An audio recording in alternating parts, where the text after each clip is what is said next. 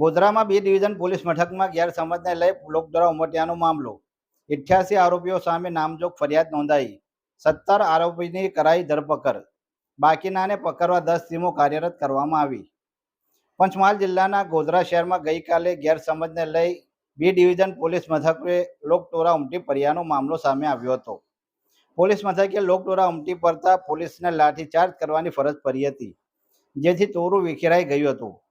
પોલીસે 88 આરોપીઓ સામે નામજોગ ફરિયાદ નોંધી છે, જેમાંથી 17 આરોપીઓની ધરપકડ કરવામાં આવી છે.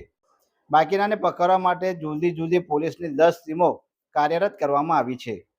હાલ પરિસ્થિતિ સામાન્ય છે, બધું રાબેતા મુજબ ચાલી રહ્યું છે. કોઈએ ખોટી અફવાઓમાં આવવાની જરૂર નથી અને ગેરમાર્ગે દોરવાની જરૂર નથી, તેમ જિલ્લા પોલીસ વડા ડૉક્ટર હરીશ દુધાતે જણાવ્યું હતું. ગઈકાલે જે ઘટના બનેલી હતી ગોધરા બી ડિવિઝન ખાતે, એમાં અમારી પોલીસે રાત્રે સરકાર તરફે ટોટલ 88 જેટલા લોકો વિરુદ્ધમાં નામજોગ ફરિયાદ દાખલ કરી છે તથા અજાણ્યા ટોળા વિરુદ્ધમાં.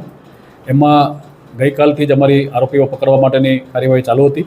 અત્યાર સુધીમાં કુલ અમે 17 જેટલા આરોપીઓને હસ્તગત કરેલા છે અને બાકી અમારી અલગ અલગ જિલ્લાની 10 ટીમો સર્વેલન્સ માધ્યમથી આરોપીઓની તપાસ કરી રહી છે.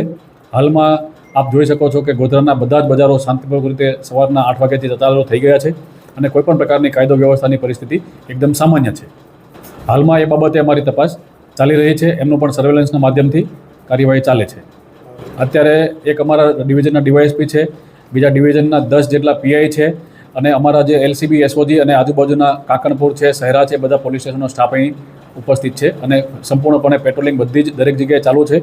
કોઈ પણને કંઈ પણ પ્રકારની અફવાઓથી ગેરમાર્ગે દોરાવવાની જરૂર નથી.